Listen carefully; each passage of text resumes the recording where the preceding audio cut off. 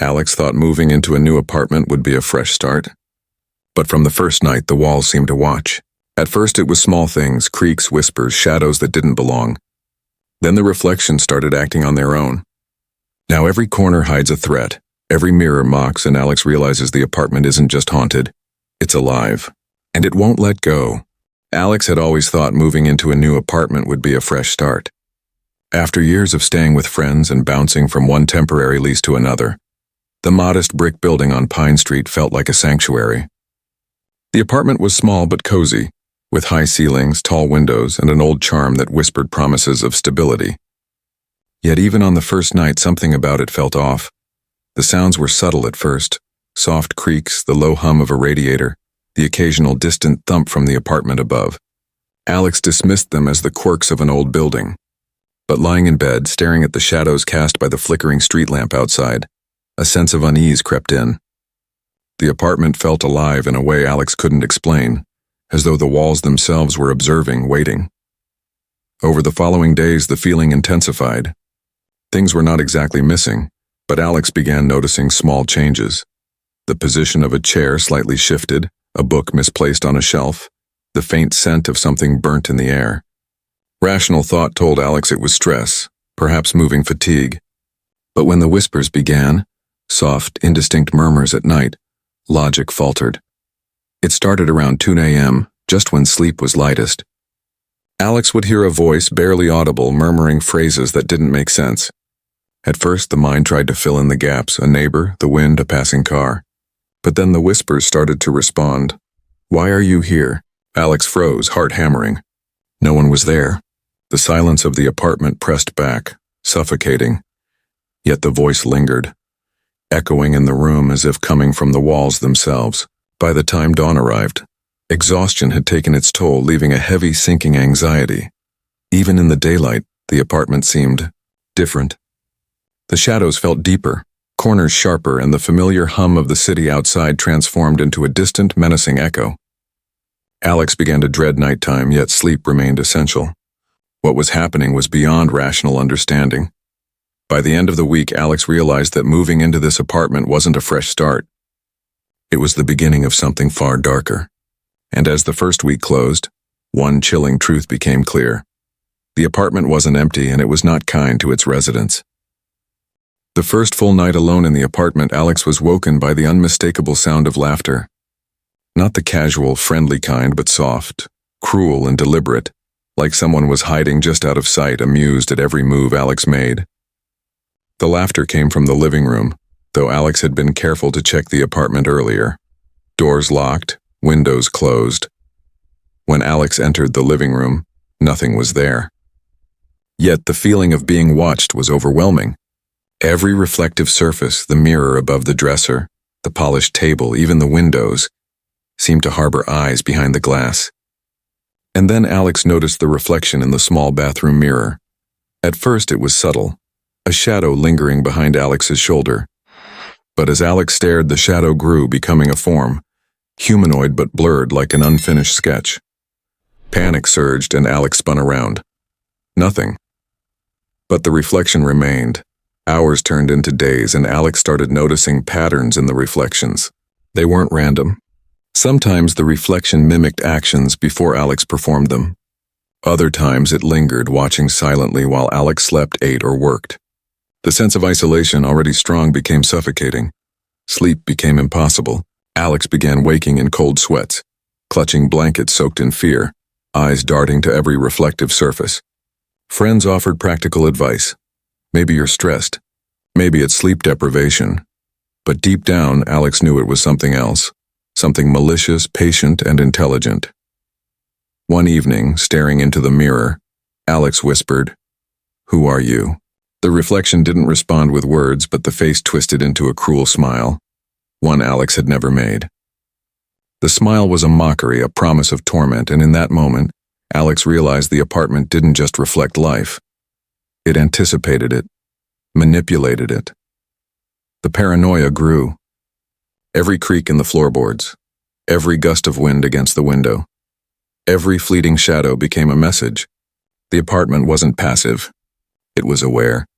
It didn't merely exist around Alex, it existed within Alex, feeding fear, shaping thoughts, and revealing horrors that could not be rationalized. By the end of the second week, Alex's life had narrowed to the confines of the apartment. Reflections and whispers now dictating every movement, every decision. What had seemed like an escape from instability had become a trap.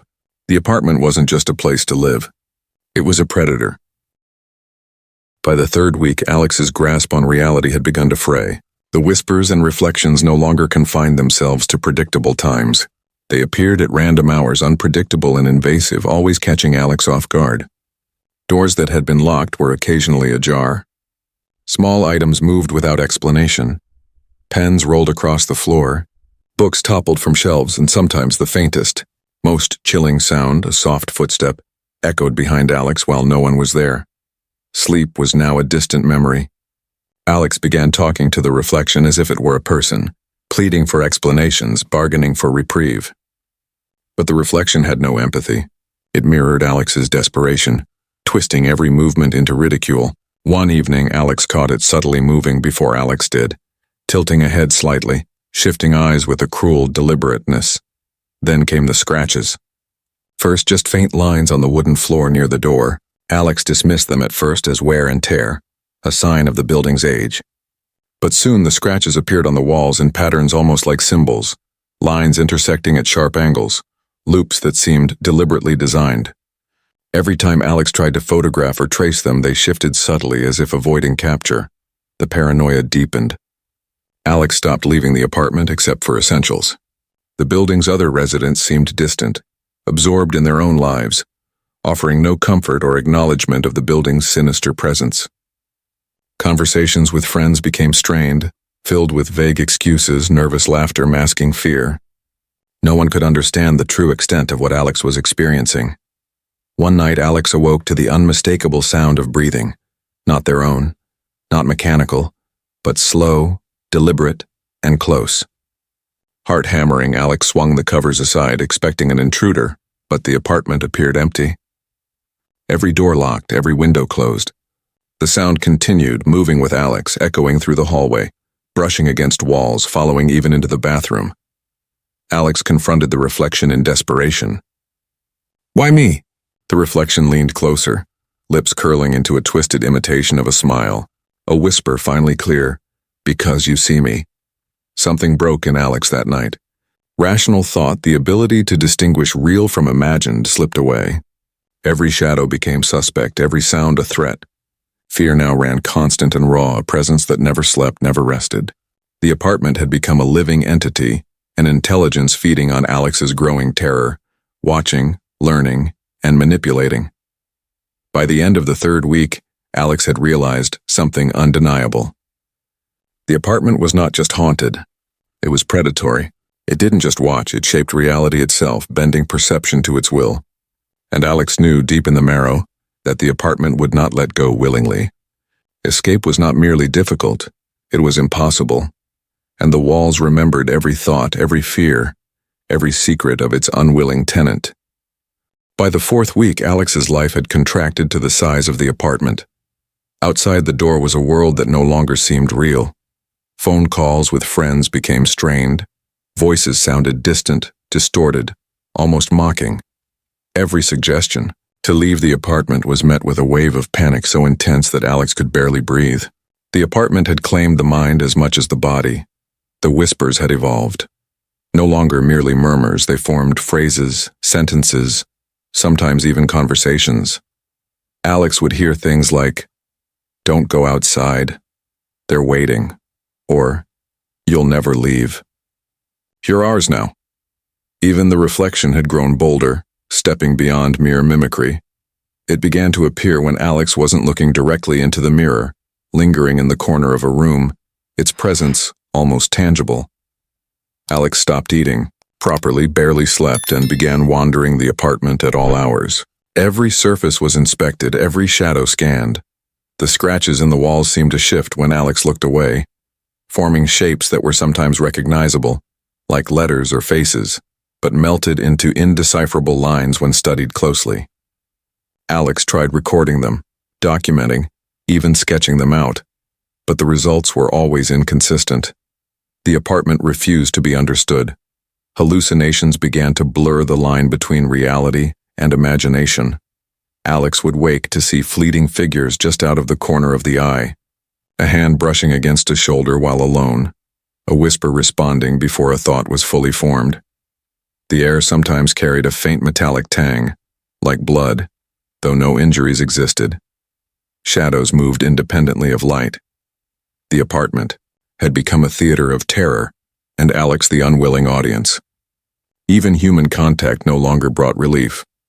When friends visited, Alex felt an overwhelming sense of dread, convinced they could see the apartment's presence too, or worse, that they were part of the manipulation. Conversations fractured. Laughter sounded hollow, and their eyes, real or imagined, sometimes seemed to reflect the apartment's dark amusement. By the end of the week, Alex had ceased leaving the apartment entirely. Windows were curtained, doors double-locked, and every reflective surface covered or angled to minimize contact with the reflection. Yet the presence found ways in. Voices whispered through cracks in walls. Shadows flickered despite artificial lighting, and the sense of being watched never waned. Alex understood a terrifying truth. This was not mere haunting or stress-induced paranoia. The apartment was intelligent, patient, and hungry for fear. And it had learned the most dangerous skill of all, manipulating perception, blurring the line between thought and reality, until Alex could no longer trust anything, not even their own mind. The walls didn't just remember, they responded, they judged, they controlled. By the 5th week, Alex's life had become a cycle of dread, brief exhaustion, and fleeting hope, all confined within the apartment's walls. The outside world felt distant, almost unreal. Every thought, every movement was filtered through the lens of fear that had been meticulously cultivated by the apartment. Sleep, when it came, was shallow and fractured, haunted by nightmares that seemed to bleed into waking life. The reflection had grown bolder, appearing not only in mirrors but in polished surfaces, windows, and even the dark screen of a powered-off laptop. It no longer mimicked Alex, it acted independently. Its expression was cruel, almost sentient, conveying not just mockery but anticipation. Alex had begun speaking aloud to it, bargaining for respite, promising obedience, pleading for silence, but the reflection only smiled in response. Hallucinations intensified. Alex began seeing figures lurking in corners just at the edge of vision, vanishing when looked at directly. The scratching on the walls became more deliberate, forming patterns that resembled faces, some eerily familiar, as though peering out from the plaster itself. The whispers had become coherent sentences, sometimes calling Alex by name, sometimes recounting memories Alex had never shared. The apartment seemed to know Alex intimately, exploiting every fear, every insecurity. Isolation had twisted Alex's perception of reality. Time lost meaning. Days bled into nights, hours stretched into eternities. Even the simplest tasks, making coffee, reading a book, checking messages, were punctuated by a creeping, paralyzing anxiety. The apartment had conditioned Alex to respond to its presence with panic, dread, and submission. Then came the moments of physical sensation. A cold brush against the neck while standing alone, the faint pressure of fingers on the shoulder, a whispering so close it felt like breath on the skin. Alex would whirl around, finding nothing, yet feeling the unmistakable weight of the apartment's attention. Fear had become a constant companion, an oppressive, living force pressing in from every direction. By the end of the 5th week, Alex had realized something horrifying. The apartment didn't just observe or torment, it consumed. It fed on fear, paranoia, and isolation, growing stronger as Alex weakened. There was no way out, no reprieve, no escape from the building's subtle, omnipresent gaze. The apartment had become a predator, and Alex its prey. Alex's thoughts grew fragmented, haunted by the knowledge that every memory, every movement, every heartbeat was watched, recorded, and twisted. Reality itself had become uncertain, and deep in the marrow Alex understood the cruel truth. Some walls do more than remember. They wait, they plan, they ensure that once you are seen, you are never free. By the 6th week, Alex was barely recognizable as the person who had first moved in. The apartment had hollowed out every trace of normalcy, leaving a fragile shell of fear and obsession. Eating, sleeping, Even thinking had become rituals dictated by the apartment's unseen will. Every shadow, every reflection, every whisper had become a thread in a web that Alex could neither understand nor escape. The reflection had stopped mimicking entirely. It moved freely, appearing in any reflective surface, in any dark corner, sometimes even in flashes of peripheral vision where no reflection should exist. It stared with an intelligence that was not human, calculating, cruel, patient. Alex spoke to it now without hope or fear. Bargaining had ceased, because words had lost all power. The scratches on the walls had transformed into faces, hundreds of them, pressed into the plaster and paint. They whispered simultaneously, a chorus of tormented voices repeating Alex's name, recounting private thoughts and fears in an endless loop. The apartment had become a living record of Alex's mind, a mirror that consumed reality and reflected only terror. Then came the final moments. Alex awoke one night to find the apartment impossibly quiet. The absence of sound was worse than the whispers, a void that pressed against the skin. Heart hammering, Alex wandered the rooms, checking every door, every window, every corner. And there it was, the reflection standing fully formed not just behind glass but somehow within the apartment itself, fully corporeal in Alex's perception. "You never leave," it said, voice layered with dozens of others, each syllable sharp and deliberate.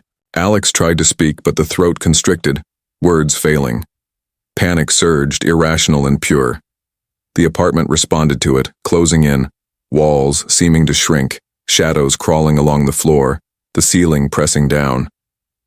Alex collapsed to the floor, shaking, eyes darting to every corner. The apartment pulsed with life, every creak, every draft, every flicker a deliberate, intelligent movement. The reflection leaned closer, impossibly close, and Alex saw it clearly. It was not a person, not a shadow, not a hallucination. It was the apartment itself, condensed into something visible, something that fed on fear and despair. The world outside no longer mattered. Alex no longer mattered. All that existed was the apartment and the terror it commanded. Hours, minutes, days. Time became meaningless as Alex's mind fractured completely, consumed by the relentless, intelligent presence that had been waiting all along. When neighbors asked months later why Alex had vanished, no one knew. The apartment remained occupied but silent, its high windows catching the afternoon sun. No trace remained of the person who had once moved in, except for the faint scratches in the walls, the distorted patterns pressed into plaster, and the echoes of whispers carried in the empty rooms. The apartment remembered, and it waited, patient as ever, for the next tenant to cross the threshold. Months later, the apartment on Pine Street still stands, silent and unassuming. No one knows what happened to Alex. The walls, however, remember. Every fear, every whisper, every desperate thought is etched into the plaster. The apartment waits patiently for its next tenant, ready to feed on their mind just as it did before. Some places don't just house people, they consume them, and this one never forgets.